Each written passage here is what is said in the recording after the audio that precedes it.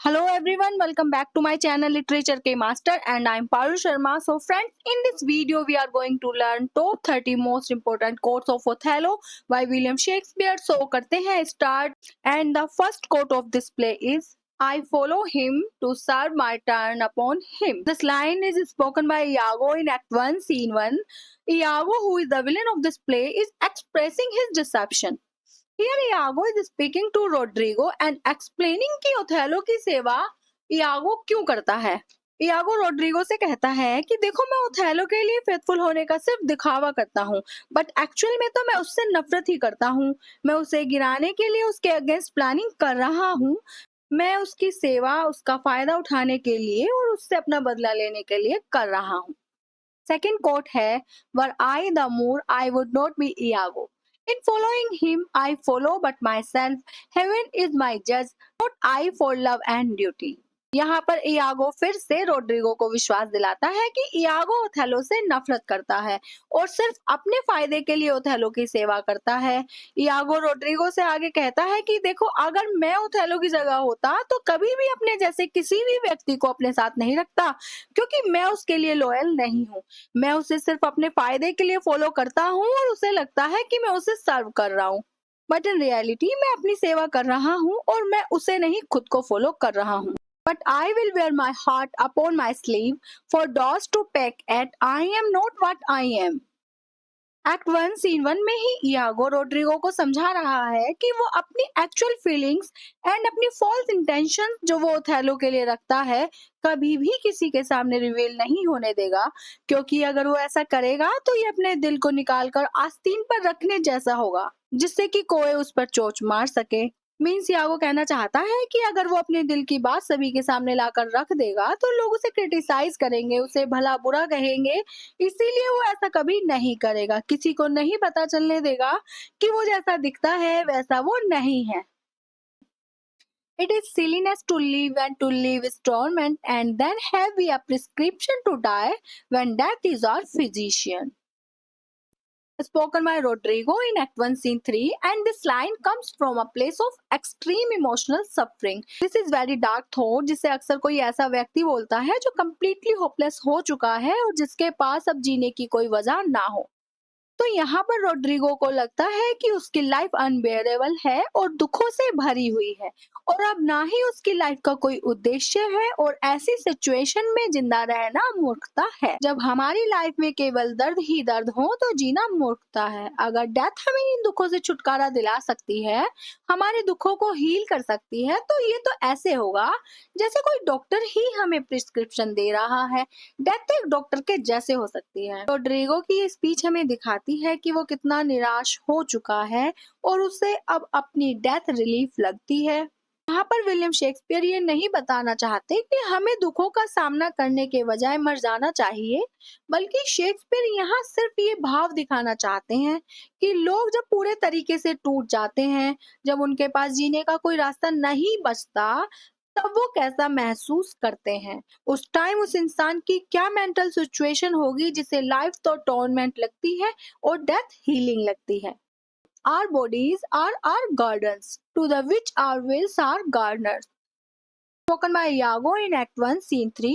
This quote is emphasizing the importance of self-control और ये हमें दिखाती है कि हमारी अच्छी या बुरी चॉइसेस हमारी मेंटल एंड फिजिकल हेल्थ पर क्या इम्पैक्ट डालती हैं। ये कोट एक मेटाफर है जिसमें हमारी बॉडी को गार्डन और हमारी इच्छाओं को गार्डनर बोला है। जब रोड्रिगो इयागो से कहता है कि वो बहुत दुखी है और अपने इस दुख से बचने के लिए वो सुसाइड करना चाहता है, तब इयागो सिचुएशन को कंट्रोल करने के लिए और रोड्रिगो को सुसाइड ना करने के लिए समझाता है कि वो ऐसा ना करे। इयागो रोड्रिगो से कहता है कि देखो रोड्रिगो, ये जो हमारी बॉडी है वो एक गार्डन के जैसी है और हमारी जो विल्स हैं वो एक गार्डनर के जैसी हैं। जैसे किसी बगीचे में क्या उगना है और क्या नहीं उगना है एक गार्डनर डिसाइड करता है, ठीक वैसे ही हमारी बॉडी पर हमारी डिजायर्स का कंट्रोल होता है और हमारी डिजायर्स ही ये डिसाइड करती हैं कि हमें अपनी बॉडी में किस तरीके की थॉट्स को ग्रो होने देना है और किन्हें नहीं होने देना है। इस कोट का सिंपल मीनिंग ये है कि हम खुद अपने आप के मालिक हैं। जैसे एक गार्डनर चूज करता है कि बगीचे में क्या बोना है और क्या हटाना है, उसके बगीचे के लिए क्या सही है और क्या गलत है, ठीक वैसे ही हम भी चूज करते हैं कि हमारी लाइफ में क्या होना चाहिए और क्या नहीं, हमारे लिए क्या सही है और क्या गलत है, ये हमारे हाथ में है। जैसा हम सोचते हैं हमारी बॉडी भी वैसी ही हो जाती है। हमारी बॉडी हमारी मन के हिसाब से काम करती है। जैसा हम फील करते हैं हमारी बॉडी भी वैसा ही फील करती है। तो बेटर होगा कि हम अपनी बॉडी के लिए जो सही है वो करें, ना कि जो बॉडी के लिए गलत है वो करें। She loved me for the dangers I had passed, and I loved her that she did pity them. This only is the witchcraft I have used. Spoken by Othello in Act 1 Scene 3. Initially हम देखते हैं कि ब्रेवेंशियो जो Desdemona के father हैं, he accuses Othello of using dark magic और witchcraft, जिसकी वजह से उन्हें लगता है कि डेस्टिमोना ने ओथेलो से शादी की है, क्योंकि ब्रेवेंशियो इस बात पर बिलीव ही नहीं कर पा रहे हैं कि डेस्टिमोना ओथेलो जैसे इंसान से प्यार कर सकती है। ओथेलो जैसे मीन्स ओथेलो जो है वो एक ब्लैक मोर है, means he is a black man, and Desdemona एक व्हाइट वेनिशियन गर्ल है। ये जो व्हाइट एंड ब्लैक है ये सदियों से होता चला आ रहा है, इसीलिए ब्रेवेंशियो को लगता है कि डेस्टिमोना ओथेलो जैसे ब्लैक मोर से शादी नहीं कर सकती। तब ओथेलो खुद को ड्यूक के सामने डिफेंड करता है और कहता है कि देखिए, हम दोनों का जो लव है वो प्योर एंड नेचुरल है। वो दोनों एक दूसरे की क्वालिटीज से प्यार करते हैं, ना कि एक दूसरे के कलर से, और उनका जो प्यार है वो इमोशनल है। और उसने डेस्टिमोना पर कोई भी ब्लैक मैजिक नहीं किया है, उसने तो सिर्फ डेस्टिमोना के सामने अपनी ऑनेस्टी दिखाई है। वो तो सिर्फ डेस्टिमोना को अपनी लाइफ के एक्सपीरियंसेस के बारे में बताता था, लाइक अपनी hardship, war, slavery, escape and अपने एडवेंचर्स। और डेस्टिमोना उसके इन स्टोरीज से इतनी प्रभावित हुई, इतनी इम्प्रेस हुई कि उसे ओथेलो से एडमिरेशन एंड पीटी फील हुआ, और बाद में हमारा ये इमोशनल बॉन्ड ही हम दोनों के प्यार का कारण बना। सिर्फ ये विचक्राफ्ट तो मैंने यूज किया है, अगर आपको लगता है। My noble father, I do perceive here a divided duty. To you I am bound for life and education. My life and education both do learn me how to respect you. You are the lord of duty. I am hitherto your daughter. Spoken by Desdemona in Act 1, Scene 3 to her father Brabantio, and in this speech, Desdemona is expressing the conflict she feels between her duty to her father and her love for Othello. Desdemona Brabantio से कहती है, my Nobel father, सुनिए, अब मेरी जो duty है वो अब डिवाइडेड है बिटवीन यू एंड ओथेलो, और मैं अपनी लाइफ, अपनी अपब्रिंगिंग, एजुकेशन एंड उन सभी चीजों के लिए आपकी ऋणी हूँ जो आपने मुझे दी हैं। और मैंने अपनी लाइफ के एक्सपीरियंसेस और अपनी एजुकेशन से सीखा है कि मुझे आपका सम्मान कैसे करना चाहिए, और आप तो खुद इन बातों को अच्छे से समझते हैं, because you are the lord of duty. आपने हमेशा अपनी ड्यूटीज को अच्छे से निभाया है। मैं अब तक सिर्फ आपकी बेटी थी, और अब तक मेरी ड्यूटी आपकी सेवा करना था, बट अब मेरी शादी हो चुकी है और मेरी प्रायोरिटी चेंज हो चुकी हैं। अब मुझे आपके साथ ओथेलो के लिए भी अपनी ड्यूटीज को देखना होगा, और मैंने खुद अपनी माँ को देखा था कि कैसे उन्होंने अपने पिता से पहले आपको प्रायोरिटीज दी थी। ठीक वैसे ही मेरा भी यही कर्तव्य बनता है कि मैं अपने हस्बैंड ओथेलो को फर्स्ट प्रायोरिटी दूं। So will I turn her virtue into pitch, and out of her own goodness make the net that shall enmesh them all. This is spoken by Iago in Act 2 Scene 3, and this is Iago's soliloquy, जिसमें Iago Othello के against एक plan बनाने की सोच रहा है। और यहाँ पर इयागो स्पेसिफिकली डेस्डेमोना के बारे में बात कर रहा है कि वो डेस्डेमोना की गुडनेस को उसी के अगेंस्ट यूज करेगा, और उसकी इनोसेंस को किसी क्राइम की तरह यूज करके सभी को अपने जाल में फंसा लेगा। डेस्डेमोना जो है वो बहुत ही इनोसेंट और काइंड लेडी है, जो सभी से बात कर लेती है और सभी की हेल्प करती है। तो इयागो कहता है कि मैं उसके इन गुणों को ही ट्विस्ट कर दूंगा इनटू समथिंग डर्टी, और सभी को अपने जाल में फंसा लूंगा। ये जो इयागो है ये इतना चालाक है कि इसे अपना गोल अचीव करने के लिए वायलेंस की जरूरत नहीं है। इयागो लोगों के ट्रस्ट, उनकी गुडनेस, उनके प्रेम का ही यूज करके उन्हें नष्ट करने के लिए कहता है। इयागो की ये क्वालिटी ही उसे शेक्सपियर का most dangerous and unforgettable villain बनाती है। अगर हम बात करें शेक्सपियर के अदर प्लेस की, चाहे वो मैकबेथ हो, जूलियस सीजर हो, किंग लियर हो, हेमलेट हो, इन प्लेस के जो एंटागनिस्ट हैं उन्होंने बहुत ही वॉयलेंस किया है। बट अगर यागो की बात करें तो उसने वॉयलेंस नहीं किया, बल्कि लोगों को मैनिपुलेट किया है, उनके दिमाग से खेला है, उनका ब्रेन वॉश किया है और उन्हीं से वॉयलेंस करवाया है। प्ले के फाइनल सीन तक हम यागो को देखते हैं कि यागो सभी के सामने एक लॉयल एंड ऑनेस्ट कैरेक्टर है और सभी उस पर विश्वास करते हैं। If after every tempest comes such calms, may the winds blow till they have wakened death. Spoken by Othello in act 2 scene 1, जिसमें वो कहता है कि यदि हर तूफान के बाद ऐसी शांति आती है जिससे कुछ अच्छा हो तो तूफानों को आने दो। Actually, Othello uses this quote to express his love for Desdemona. Othello had just arrived safely in Cyprus after a dangerous sea storm, और उस स्ट्रॉम की वजह से टर्किश फ्लीट जिनसे वेनेशियन आर्मी लड़ने के लिए आई थी वो बर्बाद हो गए हैं। तो अब कोई वॉर भी नहीं होगा और सभी सेफली साइप्रस आ गए हैं। ओथेलो साइप्रस में आता है और डेस्टिमोना से मिलकर खुश है, क्योंकि डेस्टिमोना और बाकी सभी ठीक ठाक साइप्रस पहुंच गए हैं।